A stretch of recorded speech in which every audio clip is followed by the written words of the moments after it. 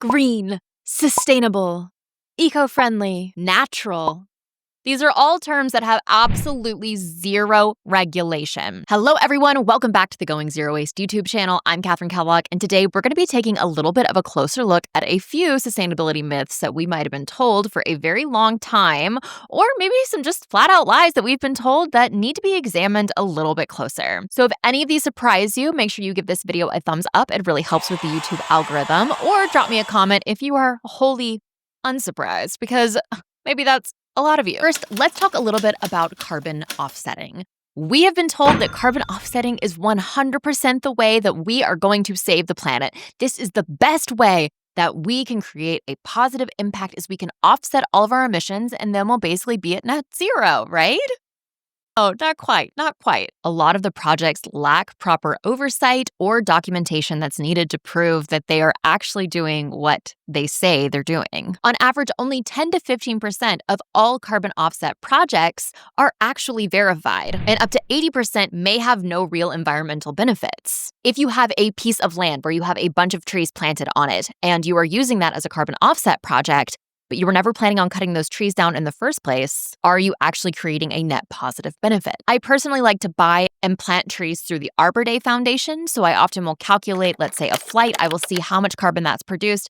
Then I will figure out how many trees that needs to grow to maturity, and then I work with a very verified and amazing group who's doing wonderful work in greening communities and planting those sorts of trees to hopefully they can grow to their full maturity and absorb carbon along the way. There are also a few verified places that you can buy them, and on the whole, I do think that is good. And I know this is a small piece of the pie being an individual. When it comes to larger companies buying offsets for all of their emissions, they really need to be looking at their supply chain first and figuring out how they can reduce emissions and not just push them off. The next lie that we hear all the time is that recycling will save us. It will not. Recycling will not save us. Do I think this is an incredibly important part of the solution? Absolutely. I think we need a lot more legislation that is mandating recycled materials be used in everyday products.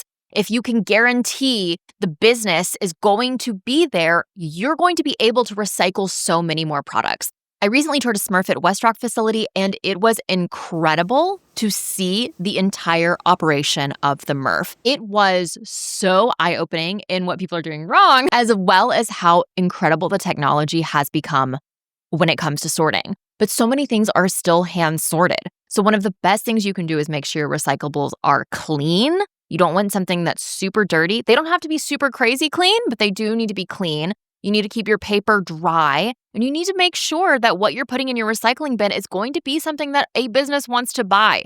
One of the things I talk about when I give a lot of talks, especially at companies, I always say, I want you to go to your recycling bin, I want you to look inside the recycling bin, and I want you to think, would I buy this? Because companies are buying this product, so it should be as clean as possible. And you should please stop putting those thin plastic bags in the recycling bin.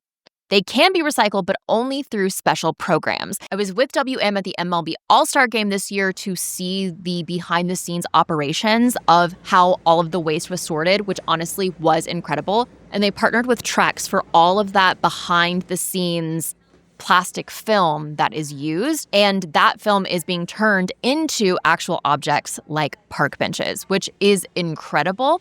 So there are streams, and there are a lot of grocery stores that have partnerships with Trex that you can use yourself. But once again, that does need to be clean, and you cannot put that in your curbside bin. Repeat after me. I cannot put plastic film in my curbside bin. I genuinely cannot wait for these systems to become even more efficient, and hopefully we'll be seeing a lot more circularity involved in our products, because I truly believe that is what people want. The next myth and lie we are told is green, sustainable, eco-friendly, natural. These are all terms that have absolutely zero regulation. You might have heard the term greenwashing, and this is when companies or products literally turn their products green by adding a green or natural or more organic label. They throw around these buzzwords that have absolutely no certification. I have a great blog post that goes over different certifications that I actually look for that I will link down in the description below. A few of those to start would be Certified B Corporation, 1% for the Planet, Certified Climate Neutral, Organic, GOTS. Okotex, and so many more. And there are quite a few more depending on what you want to buy. So definitely head to the description and check out that blog post if that interests you a little bit more. So I think it's just really important for us to be cognizant of who we're purchasing from. And I don't think that every single purchase we make has to be an ethical litmus test. I think that we can make as informed choices as we can. If you would like to rely on people who write a lot on the topic or talk a lot on the topic and look at what we recommend, we don't always get it right, but we certainly try our best. And then, of course, making purchases that are really designed to last a lifetime. I 100% believe that the best thing we can do is to be really, really conscientious of where we spend our dollars and also just not falling into that mass consumerism trap. I will be the first person to admit that I have bought jeans from a fast fashion company twice in the last few years. I have kind of weird measurements. I really, really struggle to buy jeans secondhand. I'm tall and I'm curvy. And finding jeans that fit my proportions are next to impossible. And there's one brand who does a okay job at it. And I have bought 2 pairs in the last several years. And I'm going to tell you this, I am not keeping them in business. I don't even feel bad about my purchase. Okay, maybe I feel like 10% guilty, but on the whole, I don't feel that bad about it. So we make choices to buy things that are going to last us a very, very long time. And I am totally okay with that. We do the best we can. We buy less. On average, we are not aiming for perfection. We are aiming to be effective. So the first thing we're going to do is we're going to just shop less in general. We're going to try and support sustainable brands with our dollars as much as we can. Anything that we can't, we will fill in the gaps, and then we will absolutely advocate for the rest at a policy level. I think Shelby says it best when she says, I think it's do your best and advocate for the rest. And I think that is so apt. Up next on our list, we are going to be talking about EVs. And this conversation really stirs up a lot of heated debate. I did a great blog post in depth on this topic, which I will also link down below. I'm very proud of it. Obviously, I think we should be advocating for safer public transportation, better bike lanes, but living in the US, it is such a car-centric place that it is really hard to get where you're going if you are relying only on those 2 methods of transport. I live in a very walkable area, and it has still been almost impossible to go completely free without using a car. Especially getting to rehearsal. I carpool a lot with people, and I do firmly believe in carpooling. Obviously, I think that is so much better for the environment, and I will advocate for carpooling as much as I can. 2 of the theaters I work at, I can get the bus half the way there, and I would still have to lug all of my rehearsal stuff for a 30-minute walk. The biking, if I tried to bike there, I would have to go over a bridge, which during the winter with all the ice, and there is no protected bike lane on the bridge, and there are cars that merge into the bike lane, and I am not a confident enough biker, nor do people bike that route that often from what I see, and especially doing that at night, I personally don't feel safe. So I 100% agree that we do need to be advocating more for public transportation and for safer bike routes and a way that we can just have a better transport system at all. Oh, I would love to have a monorail. Like my dream, it would be for the downtown area to have a monorail that you could just pop on and off at. It'd be incredible. You could just hop on, go all the way down, go all the way back. It'd be amazing. It would be amazing. It'd be so efficient. I wish more towns had monorails just as for the monorail. The best part about going to Vegas was the monorail. Oh, do you enjoy Vegas? Yes. The monorail system. Incredible. Incredible. So good. Best way to get around. We need more monorails. I want a bumper sticker. I want a slogan. Put it on a t-shirt, a secondhand one. We love monorails. An electric vehicle, even if it is charged without renewable energy, is still so much more efficient than a gasoline vehicle. I think it's really cool what a lot of them are doing to use old batteries to back up the power grid. So EVs are a lot more efficient. And if we can get even more larger EV implementation in literally larger, like buses, that would also be really incredible.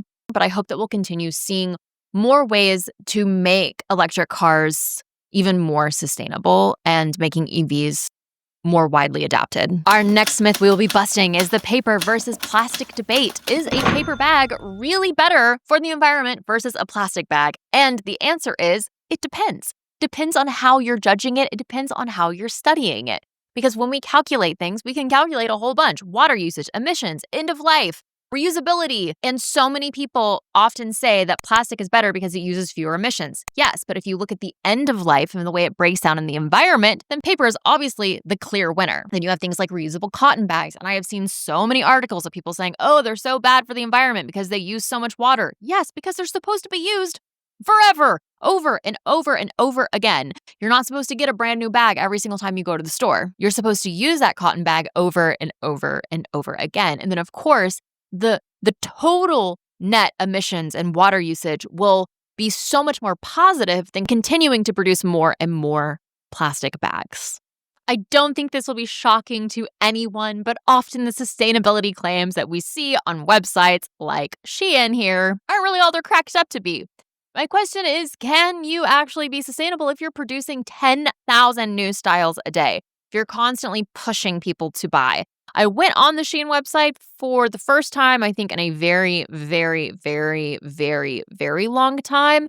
Oh my gosh, talk about overstimulation horror show. I don't know how anyone can look at it at all. And I think it's so interesting that it looks so much like TikTok Shop. At least it does on my phone. I don't know about the desktop website. And they're selling things that aren't even clothing. I truly do not understand. But they have implemented a lot of the things I've seen in TikTok Shop, such as a countdown timer telling you to hurry up and buy because these are in someone else's cart. I have a great video on how to avoid impulse purchases, which I will link, and you should go and learn more about all these sneaky tactics that people use to kind of manipulate you into buying things. So definitely go and check that out. Textile production is one of the most polluting industries. That has a lot to do with water pollution, overall emissions, and textile waste.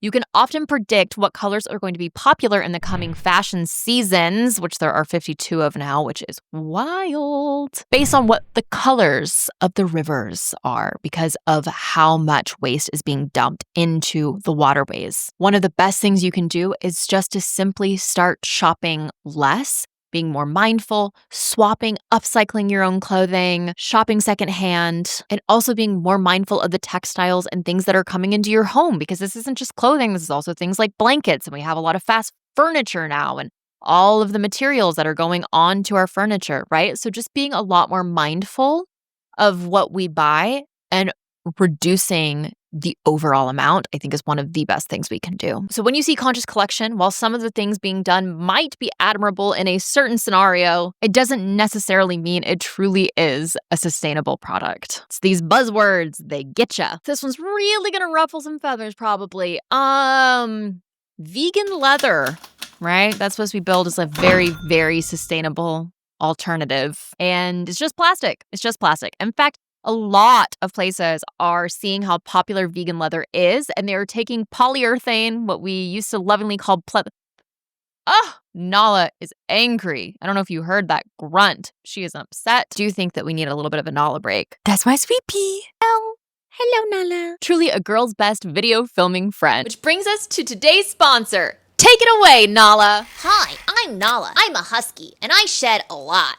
Honestly, it's kind of my thing. But recently, someone new moved in. His name is Chesterfield. He's sleek, he's quiet, and he rolls around like he owns the place. Chesterfield is what the humans call a Narwal Flow, a robot vacuum and mop that somehow manages to keep up with me. He vacuums and mops at the same time using this thing called FlowWash mopping system. And he actually picks up all my fur from the rugs. Like all of it. Which honestly is kind of rude, but also impressive. At least he doesn't bump into my toys or me, thanks to something called Twin AI obstacle avoidance. And when he's done, he goes back to his self-cleaning base. It's all very civilized, and the humans love him. And while I'm still on the fence, they're spending less time vacuuming and more time giving me lots of belly rubs. So yeah, Chesterfield can stay. Are rebranding their polyurethane, which is of horrible quality, just as vegan leather. And I'm sure there are some really good or better vegan leather alternatives, but on the whole, most of it is absolute plastic garbage. It is going to fall apart within a few wears, and it's going to be absolutely unrepairable. You are not going to be able to repair it. A good good pair of quality leather shoes or boots are pieces that can be repaired over and over and over again. As they age, they have a patina, they have a story, they continue to mold to your feet and to become better and better, especially when repaired well. And pleather is just plastic garbage, especially when this is, a lot of very lower end tiered brands who are rebranding things as vegan leather to make it seem better than it is. It's just plastic. It is just plastic. Most all of my leather products are things that I've bought secondhand, and it's amazing that I'm able to take them and can go and get them repaired. So that way they have a very long life ahead of them. I also believe there are some really wonderful leather artisans who are doing really good work in a very sustainable way. But you just want to make sure that you're being careful about where you spend your dollars, or at least I would want to be really careful with where I was spending my dollars in this industry. And we have another hot topic here, which is e-waste, recycling e-waste. First of all, you absolutely should be recycling your e-waste. There are a lot of incredible programs that are happening where the precious metals inside of the e-waste is being recycled and reused. Unfortunately, there are a lot of programs that are not certified and have some pretty big atrocities with them. Only about 17% of e-waste is actually recycled properly, and e-waste is one of our fastest growing waste streams. A lot of the e-waste is sent over to developing countries, and they do not have the proper protective gear to protect themselves from the hazardous materials that are also inside of these devices. E-waste contains things like lead, cadmium, mercury, and sometimes people are just smashing things open and pulling out the goods, and that is very, very dangerous for their health, like their personal health, as well as for the environment, as those things are not great when they're not disposed of properly. So it's really important you're working with a certified e-waste dealer to make sure that your products are being recycled properly and they aren't harming someone. You also shouldn't be putting your electronic devices in the landfill, as there are a lot of really valuable materials in there that can be recycled and reused. I was on a trip earlier this year with Savannah Friedkin, and her jewelry is made from certified recycled materials, which is really cool that it's being verified that it is coming truly from recycled sources. And I think it's really neat that things like your phone or laptop can be turned into a beautiful piece of wearable jewelry. Really hope that you enjoyed this video. Please give it a thumbs up and consider subscribing, especially if you made it all the way to the end. And if you are looking for more, you can always find me on Instagram or on my Substack, where I continue to talk about sustainable living as well as critical commentary on our consumption habits. I hope you have a wonderful week, and I will see you next time with a new video.